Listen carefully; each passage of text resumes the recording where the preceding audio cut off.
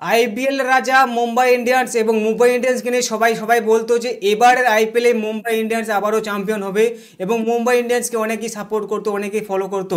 তবে মুম্বাই ইন্ডিয়ান্সে যবে থেকে হার্দিক পান্ডিয়াকে ক্যাপ্টেন করেছে তখন থেকে কিন্তু হার্দিক পান্ডিয়ার নেতৃত্বে মুম্বাই ইন্ডিয়ান্সের অবস্থা কিন্তু অনেকটাই খারাপ দেখা যাচ্ছে। কেননা মুম্বাই ইন্ডিয়ান্স যে কটা ম্যাচ খেলেছে সেই কটা ম্যাচে কিন্তু হেরেছে। তাদের মধ্যে এখানে গুজরাট টাইটানের কাছে প্রথমে হেরে গেল, তারপর সানরাইজার্স হায়দ্রাবাদের কাছে অনেক রানে হেরে গেল, তার সাথে সাথে এখানে কালকেও কিন্তু এখানে রাজস্থান রয়্যালের কাছেও কিন্তু হেরে গেল, মানে লজ্জাজনকভাবে। কারণ রাজস্থান রয়্যাল যেমনভাবে খেলেছিল, যেভাবে পারফরমেন্স করেছিল, বলার যে পারফরমেন্স করলো, এরকম বলার হয়তো সম্ভবত কোনো দলের মধ্যে দেখা যায়নি। যখন মুম্বাই ইন্ডিয়ান্সে রোহিত শর্মা ব্যাট করতে আসলো, রোহিত শর্মা কিন্তু 0 রানে আউট হয়ে গেল, নমন ধীর 0 রানে আউট হয়ে গেল, ব্র্যাভিস 0 রানে আউট হয়ে গেল, মানে তিনটা আউট চলে গেল এখানে অতি সহজে, মানে 2 ওভারের মধ্যে তিনটা আউট চলে গেল। এবং এখানে কিন্তু 20 রানের মধ্যে 3 ওভার 3 বলে 20 রানের মধ্যে কিন্তু চারটা উইকেট চলে গেল এবং চারটা উইকেট যাওয়ার পরে কিন্তু মহা সংকটে পড়ে যায় মুম্বাই ইন্ডিয়ান্স এবং মুম্বাই ইন্ডিয়ান্সের অবস্থা কিন্তু খারাপ হয়ে যায়, একটা রান পর্যন্ত করতে পারছিল না।